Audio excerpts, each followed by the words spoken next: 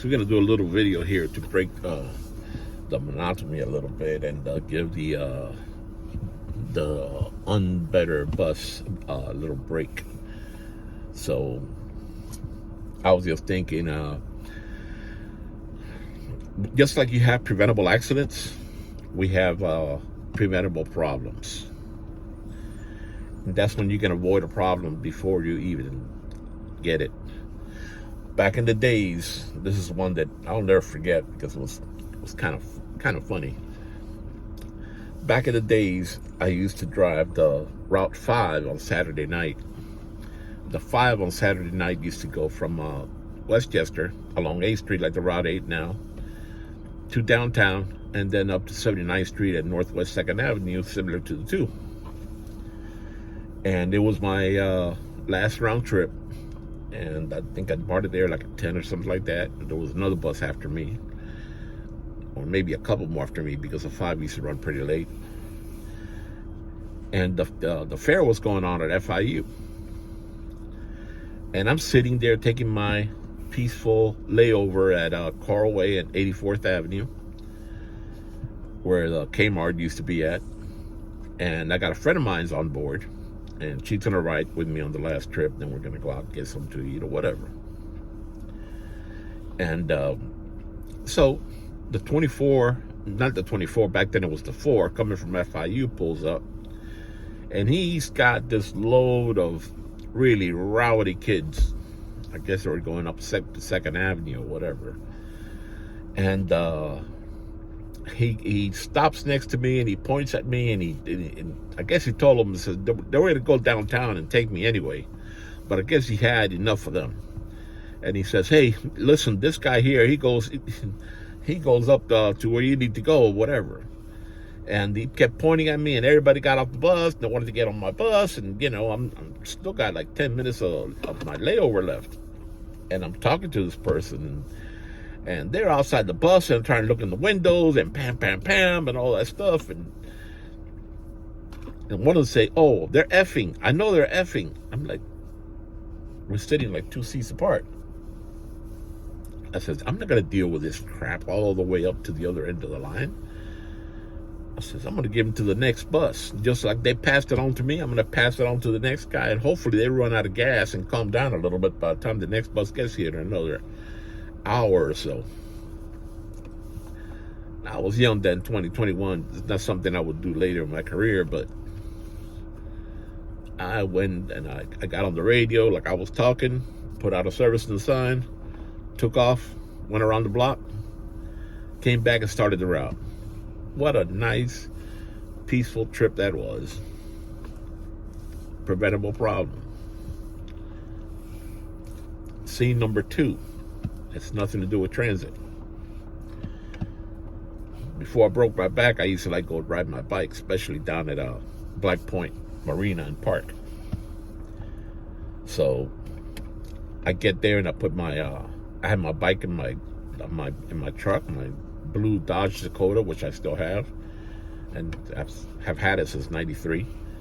I put the bike in the bed, head over to the park. I usually done, when I get there, park. There's not that many people there at that parking lot, but there's this blue a Chevrolet pickup truck, extended cab, and this guy is inside the truck, and you can tell by the reflection on the windshield that he's looking at this lady who's fishing, and he's pounding it, or he's pleasing himself, whatever you want to call it.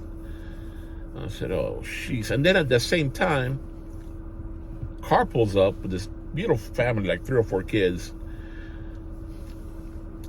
They get off, they're getting all their gear out, I guess they're going to go out on a kayak or something, and the guy, the lady looks at her husband and says, "Oh, look at that guy in the truck, what he's doing." Her husband says, "I call the police." So she goes and call the police, and I said to myself, wait a minute. This guy's driving a blue Chevrolet, and I'm driving a blue Dakota, both pickup trucks. this guy's going to please himself sooner or later, and then he's going to leave, go do whatever he's going to do for the rest of his day. And when the cops get here,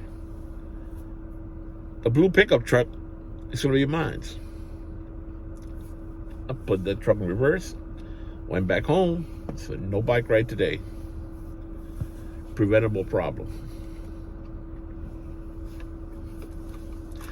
And now that we brought that subject up, it's a little story that I wanted to fit in one of my videos, but they kept going too long. And this is one of my ex-co-workers, older Spanish lady, no names of course, but she's real spunky. I mean, she's funny, she's got a lot of character, and she's tiny.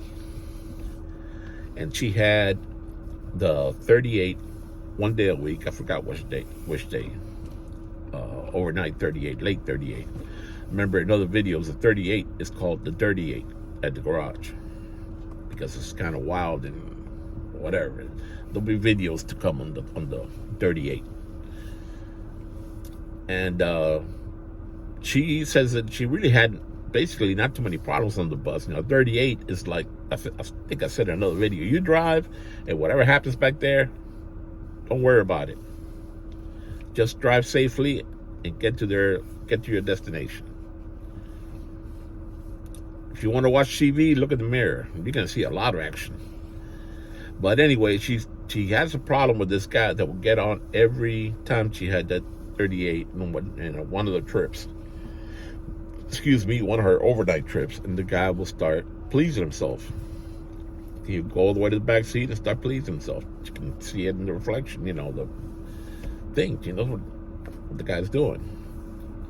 So she stopped the bus a couple of times. The guy's still, they'll throw him off the bus. And so the third week, the guy went back there and started doing the same thing. And she says, I took a different approach to it this time, Sue. She says, I just want to know if I did the right thing.